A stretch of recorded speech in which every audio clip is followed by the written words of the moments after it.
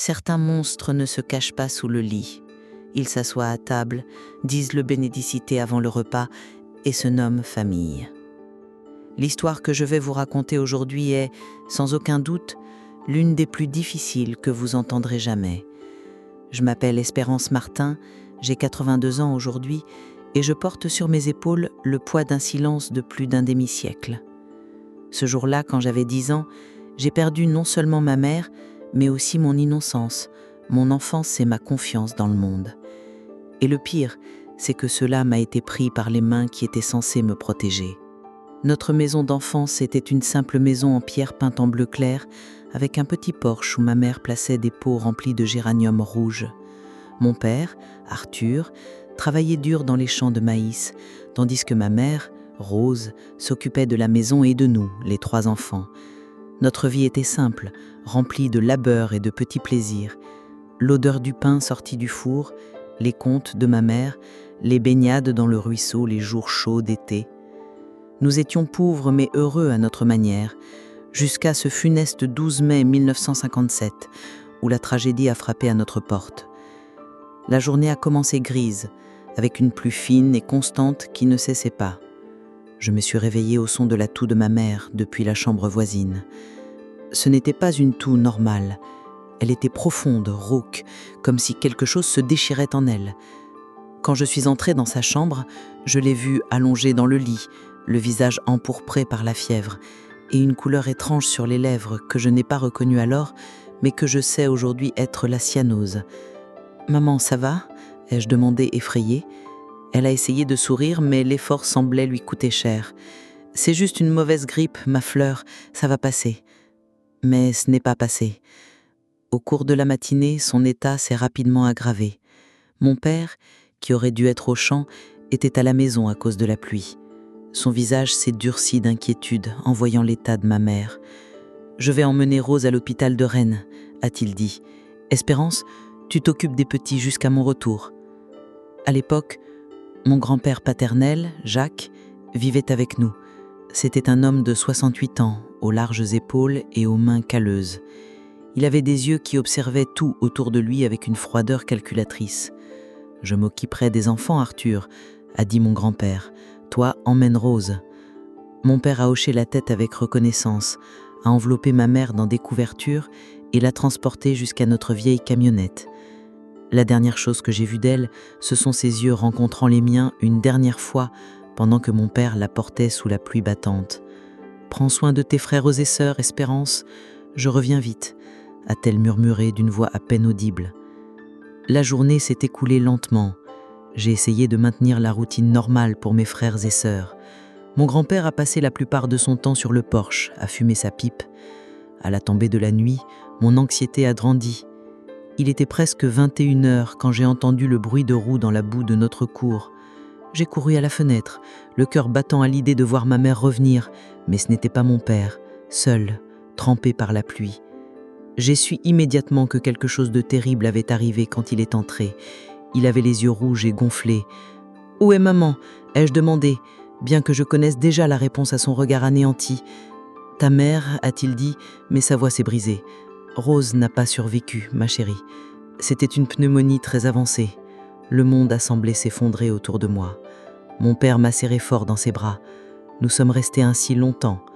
Mon grand-père observait depuis le seuil de la cuisine, le visage aussi impassible que d'habitude. « Va te reposer, mon fils », a dit mon grand-père à mon père. « Demain sera une journée difficile. Je veillerai sur Espérance et les enfants. » Mon père est allé dans sa chambre, celle qu'il avait cherchée avec ma mère quelques heures auparavant. Le son étouffé de ses pleurs a traversé les minces murs de notre maison pendant des heures. Je me suis assise dans le salon, le regard vide. Mon grand-père s'est assis de l'autre côté de la table, se versant un verre d'eau-de-vie. « Prends une gorgée, ça aide à engourdir la douleur. » J'ai hésité, mais la douleur dans ma poitrine semblait vouloir m'avaler. J'ai accepté le verre. Je ne sais pas combien de verres j'ai bu cette nuit-là, je sais seulement que le monde a commencé à devenir flou. À un moment donné, mon grand-père s'est levé de sa chaise et s'est approché de moi. « Viens, je vais te mettre au lit. » Mais il ne m'a pas emmené dans la chambre que je partageais avec mes frères et sœurs, mais dans sa sienne, à l'arrière de la maison. Ce qui s'est passé ensuite est resté enfoui pendant des années dans le coin le plus sombre de ma mémoire. Des mains rudes là où elles ne devaient pas être, une douleur aiguë, le poids d'un grand corps sur le mien, trop petit pour résister, l'odeur du tabac à pipe et de l'eau de vie mêlée à son souffle chaud sur mon visage, et les mots chuchotés qui me hantent encore dans mes cauchemars. Tu es la femme de la maison maintenant. J'ai dû perdre connaissance à un moment donné, car mon prochain souvenir clair fut celui de l'aube. J'étais dans ma propre chambre.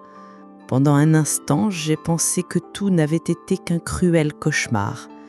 Puis j'ai senti la douleur physique. J'ai vu les marques sur mes bras. J'ai remarqué la tache de sang sur le drap.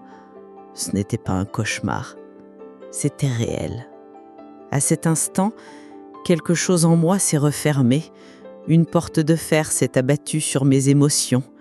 J'ai regardé le petit miroir sur le mur et j'ai vu une personne différente. Toujours le visage d'une fillette de 10 ans, mais avec des yeux qui avaient vieilli de plusieurs décennies en une seule nuit. Les jours qui ont suivi les funérailles de ma mère se sont écoulés dans un brouillard. Une fois les rituels de deuil terminés, nous n'étions plus que nous dans la maison. Un père dévasté par sa perte, 3 enfants sans mère, et un grand-père dont les yeux me suivaient désormais dans la maison comme un prédateur. Mon père, consumé par sa propre douleur, remarquait à peine ce qui se passait autour de lui. « Tu es une bonne fille, Espérance, » disait-il parfois. « Ta mère serait fière. » Ces mots auraient dû être un réconfort, mais ils me causaient une profonde angoisse. J'ai assumé les responsabilités de la maison. La nuit, je pleurais en silence. Mais surtout, je pleurais pour la terreur qui grandissait dans ma poitrine chaque fois que j'étais seule avec mon grand-père. Après cette première nuit, il est devenu plus prudent, plus méthodique. Il attendait les moments où mon père n'était pas à la maison, où mes frères et sœurs étaient à l'école. Il avait toujours une excuse pour m'appeler dans sa chambre, ou dans la remise à outils, ou au bord du ruisseau. « Viens m'aider, Espérance », disait-il, de cette voix bourrue qui n'admettait aucun refus. Et j'y allais, le corps tremblant, sachant ce qui m'attendait, mais incapable de m'échapper. Il utilisait toujours les mêmes mots. « C'est entre nous. Ton père a déjà assez de problèmes. Tu ne voudrais pas lui causer plus de peine, n'est-ce pas ?» Et ainsi il me faisait taire, utilisant mon amour pour mon père comme une arme contre moi. Je croyais vraiment que dire la vérité tuerait mon père de chagrin, que je serais la cause de l'effondrement complet de notre famille. Les mois ont passé dans ce cauchemar constant.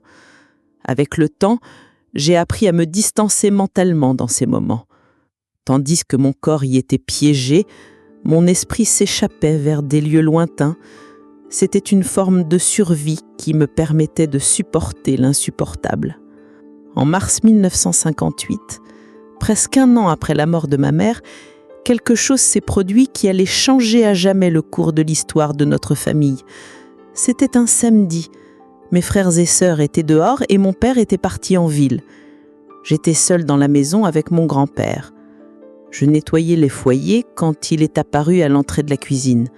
« Viens ici, Espérance », a-t-il ordonné. Mon cœur s'est emballé, mais ce jour-là, quelque chose en moi s'est rebellé. « Pas maintenant », ai-je répondu, sans le regarder. « Je dois finir ça avant que papa ne rentre. » Il a semblé déconcerté un instant. Je ne l'avais jamais défié directement auparavant.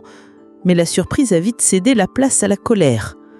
En 3 grandes enjambées, il a traversé la cuisine, m'a saisi le bras avec une poigne qui laisserait une marque et a commencé à me traîner vers sa chambre.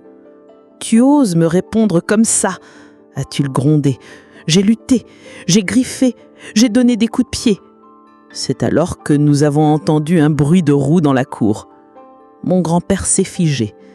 Il m'a lâché brusquement, me poussant contre le coin du foyer. « Va voir qui c'est et pas un mot sur ça. » J'ai couru à la fenêtre, c'était la camionnette de mon père, qui rentrait plus tôt que prévu. Mon grand-père s'est rapidement éclipsé dans sa chambre et j'ai essayé de rajuster mon apparence avant que mon père n'entre. Mon père est entré avec un sac de provisions. Son visage, qui était assombri par la tristesse depuis la mort de ma mère, semblait un peu plus lumineux ce jour-là. Pendant qu'il rangeait les courses, mon père m'observait attentivement. Un instant, sa main a touché mon bras, juste à l'endroit où les doigts de mon grand-père avaient laissé des marques rouges. Instinctivement, j'ai reculé avec un gémissement de douleur. « Qu'as-tu au bras, Espérance ?» a demandé en fronçant les sourcils. « Rien », j'ai répondu rapidement. « Je me suis cognée en nettoyant sous la table. » Il n'a pas semblé convaincu. « Se passe-t-il quelque chose que je devrais savoir ?» a-t-il finalement demandé, sa voix douce mais ferme. Les mots se sont coincés dans ma gorge. C'était ma chance de tout lui dire, mais la peur m'a paralysée. « Non, papa, ai-je menti ? Tout va bien ?» Ce que je ne savais pas à ce moment-là, c'est que la véritable tempête dans notre famille ne faisait que commencer à se former à l'horizon, sur le point d'éclater avec une force qui changerait nos vies pour toujours. Les jours qui ont suivi l'incident dans la cuisine ont été chargés d'une tension palpable. Mon grand-père, pour la première fois, se montrait prudent autour de moi. Mon père, en revanche, nous observait avec une attention renouvelée, comme s'il s'était réveillé d'un long sommeil de deuil. Il a commencé à rentrer plus tôt des champs, à poser des questions sur notre journée. Les occasions pour mon grand-père d'être seul avec moi avaient considérablement diminué, car mon père était toujours à proximité au moment critique. Une froide nuit d'avril, ce que j'avais secrètement craint et espéré s'est produit. Je finissais la vaisselle. Mon grand-père est entré dans la cuisine avec cette démarche lourde mais silencieuse qui était la sienne. Mon père venait de sortir pour vérifier un bruit dans la grange. Avec le recul, je me rends compte que c'était un piège soigneusement planifié. « Tu es seule, Espérance ?» a-t-il dit derrière moi. Le frisson familier de la terreur m'a parcouru le dos. « Nous n'avons pas été seuls depuis longtemps, » a-t-il continué en s'approchant. Ses mains lourdes se sont posées sur mes épaules. J'ai fermé les yeux très fort. « Qu'est-ce qui se passe ici ?» La voix de mon père, tranchante comme je ne l'avais jamais entendue, a brisé le silence. J'ai ouvert les yeux et je l'ai vu debout à l'entrée de la cuisine, son visage un mélange d'incrédulité et de rage grandissante. Mon grand-père a retiré ses mains de mes épaules comme s'il s'était brûlé. « Rien, mon fils ?» a-t-il répondu avec une fausse décontraction. « Je discutais juste avec la petite. »« Discuter ?» La voix de mon père était basse, mais ses yeux brûlaient. Ça n'en avait pas l'air. J'étais figé, incapable de bouger. « Va dans ta chambre, Espérance », a ordonné mon père sans quitter mon grand-père des yeux. J'ai posé l'assiette et je me suis dirigé vers le couloir. Mais au lieu d'aller dans ma chambre, je me suis arrêté dans l'obscurité du couloir, le cœur battant si vite que j'avais peur qu'il ne l'entende. « Qu'est-ce que tu faisais avec ma fille ?» a demandé mon père. « Je te l'ai dit, on discutait juste. »« Je vois. » La voix de mon père a pris un ton dangereux. « Je vous observe depuis des semaines. Les marques sur ses bras, la façon dont il sursaute quand tu t'approches, les cauchemars la nuit. Tu me prends pour un aveugle ou un imbécile ? Ne fais pas l'idiot avec moi, » a explosé la voix de mon père. « Je suis resté éveillé la nuit dernière. Je t'ai vu essayer d'entrer dans sa chambre. » Un silence assourdissant a suivi ces mots. Donc mon père avait vu. « Tu ne comprends pas, » a dit mon grand-père sur un ton conciliant. « La petite invente des choses. »« Tais-toi » a crié mon père. « Je n'ai rien fait qu'elle ne voulait pas, » a dit mon grand-père avec défi. « Elle me cherche depuis des mois, elle s'offre à moi, elle est devenue une femme avant l'heure, tout comme sa mère. » Le son qui a suivi a été comme un coup de tonnerre dans la cuisine. Le son d'un poing frappant la chair. J'ai entendu un grognement de douleur et le bruit d'objets qui tombaient. Ils se battaient. Le fracas de glaire, le craquement du bois, des grognements du douleur, puis un coup particulièrement violent, suivi d'un silence soudain. Paniqué, j'ai couru vers la porte de la cuisine. La scène qui s'est offerte à mes yeux restera à jamais gravée dans ma mémoire. Mon père, debout, haletant, les poings en sang. Mon grand-père, immobile sur le sol en terre battue. Une mare de sang s'étendait sous sa tête, là où il avait heurté le coin du foyer. « Papa !» Ma voix est sortie comme un murmure. Mon père s'est tourné vers moi, le visage transformé par le choc.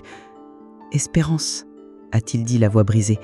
Je t'avais dit d'aller dans ta chambre. » Mon père s'est agenouillé à côté de mon grand-père, vérifiant son pouls.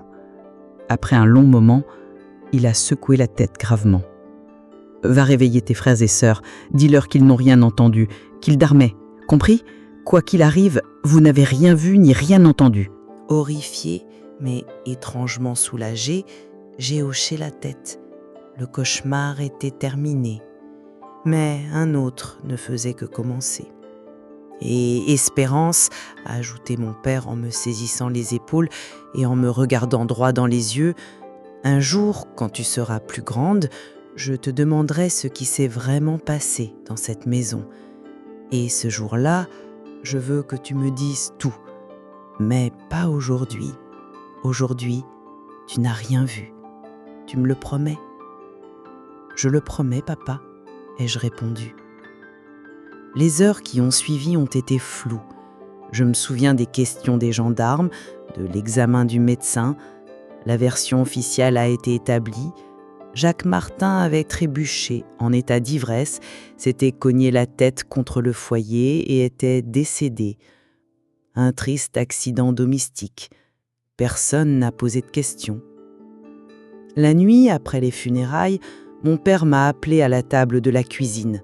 « Espérance, a-t-il commencé, je ne te l'ai jamais demandé directement et je ne te le demanderai pas maintenant. Je veux juste que tu saches que si j'ai fait ce que j'ai fait, c'est parce qu'un père protège toujours ses enfants, contre qui ou quoi que ce soit. » Il a tendu la main sur la table et a pris la mienne. « Si un jour, quand tu seras prête, tu veux en parler, je serai là. Mais si tu préfères ne jamais en reparler, c'est bien aussi. L'important, c'est que nous sommes en sécurité maintenant. » Nous avons tous les deux fait ce qui devait être fait, ai-je répondu, le surprenant ainsi que moi-même par la fermeté de ma voix. Et nous sommes en vie, c'est ce qui compte. À ce moment-là, quelque chose de nouveau s'est forgé entre nous, un pacte silencieux. Et pour la première fois depuis presque un an, j'ai dormi sans peur, sans cauchemar, sans l'ombre du monstre qui avait vécu sous le même toit. Après les funérailles de mon grand-père, notre maison a lentement recommencé à ressembler à un foyer. Mon père, bien que nous n'ayons plus jamais discuté de ce qui s'était passé cette nuit fatidique, a commencé à reconstruire notre famille avec une détermination silencieuse. Il a assumé non seulement le rôle de soutien de famille, mais a aussi essayé de combler le vide que ma mère avait laissé. Il a insisté pour que je retourne à l'école. « Ta mère aurait voulu que tu étudies », disait-il. En 1960, sur la suggestion d'une lointaine cousine de mon père, tante Monique, nous avons déménagé à Nantes. Quitter cette maison a été à la fois un soulagement et une tristesse.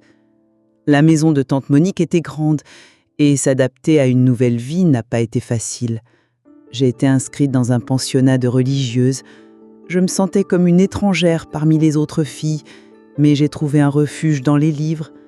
Ma professeure de français, sœur Caroline, a remarqué mon talent pour l'écriture et m'a dit qu'un jour je devrais devenir enseignante.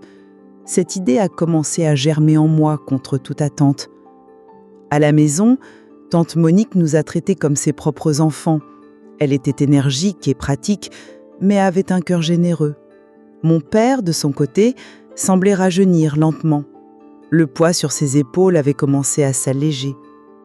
Quand j'avais 15 ans, un samedi soir, tante Monique et moi étions seuls. Elle m'a demandé « Que s'est-il vraiment passé avec ton grand-père » La question m'a frappée comme un seau d'eau froide. Il a glissé et s'est cogné la tête, ai-je répondu, la réponse apprise par cœur. « Espérance, dit-elle doucement. Je te le demande parce que j'ai besoin de savoir si j'ai raison sur ce que je soupçonne depuis longtemps. Je ne juge personne. J'ai commencé à me douter quand j'ai commencé à vous rendre visite. J'ai vu comment vous vous recroquevillez quand il s'approchait, comment la lumière dans vos yeux s'éteignait. Ce n'était pas seulement du chagrin, c'était quelque chose que j'ai reconnu parce que... » Cette confession inattendue a brisé quelque chose en moi. Les larmes que j'avais retenues pendant des années ont commencé à couler sur mon visage. Personne ne m'aurait cru, ai-je murmuré. Moi, je t'aurais cru, a-t-elle répondu.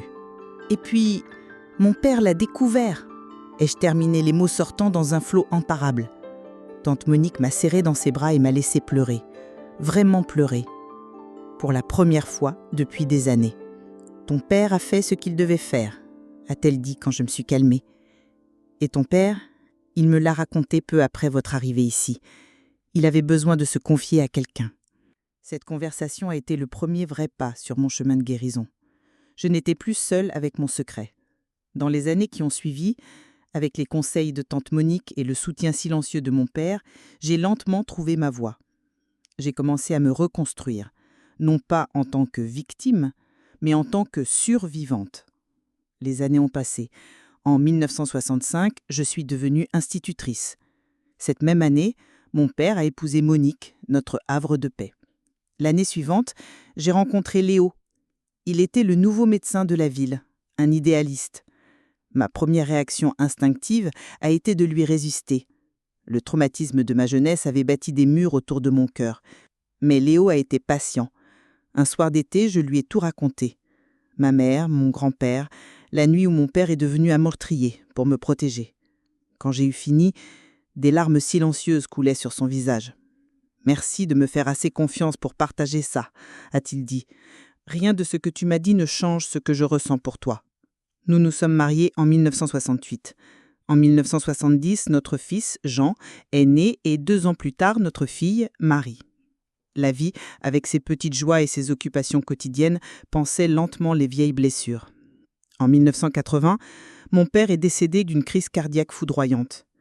À ses funérailles, le ciel pleurait, tout comme le jour de la mort de ma mère. À ce moment-là, j'ai réalisé à quel point ma foi avait été fondamentale dans mon parcours. Pas une foi dogmatique, mais une confiance profonde qu'il y a un but plus grand, même dans les tempêtes les plus dévastatrices de la vie. La vie a continué à me mettre à l'épreuve. Le grave accident de mon fils, la grossesse de ma fille à l'adolescence et le diagnostic de cancer pour Léo en 1995. Je l'ai perdu en moins d'1 an. Pendant les 6 mois où je me suis occupée de lui à la maison, regardant cet homme fort dépérir de jour en jour, ma foi m'a soutenue. La nuit où il est parti, ses derniers mots étaient « Tu es la personne la plus forte que j'ai jamais connue ». Les années suivantes ont été des années de reconstruction. J'ai pris ma retraite, mais je suis restée active dans la communauté. J'ai vu mes enfants grandir et fonder leur propre famille. Jean est devenu médecin et Marie, avocate qui défend les victimes de violences domestiques. Je vois ma vie comme une tapisserie complexe de joie et de peine, de chute et de relèvement. Je vois une fillette effrayée qui est devenue une femme forte, non pas malgré ce qu'elle a souffert, mais en partie grâce à cela. Si je pouvais parler à cette fillette de 10 ans qui a tout perdu en un jour, je lui dirais que le chemin sera difficile, mais qu'elle a en elle une force qu'elle ne connaît pas encore. Je lui dirais que les cicatrices ne disparaîtront jamais complètement, mais qu'elles peuvent devenir des médailles d'honneur. Je lui dirais par-dessus tout qu'elle n'est pas seule. Ceci est mon histoire. Oui, c'est une histoire de douleur, mais c'est aussi une histoire de rédemption et d'espérance, un témoignage de la façon dont la foi peut nous soutenir à travers les plus violentes tempêtes de la vie. Si vous traversez un chemin similaire, sachez que vous n'êtes pas seul. Sachez que les blessures qui semblent aujourd'hui impossibles à guérir peuvent demain faire partie de votre force. Sachez que vous êtes plus fort que vous ne l'imaginez, plus aimé que vous ne pouvez le percevoir, et que votre histoire n'est pas encore terminée. Car à la fin, c'est ce qui nous sauve. Savoir que nous ne sommes pas seuls dans nos luttes, que d'autres ont traversé des vallées similaires et ont retrouvé le chemin de la lumière.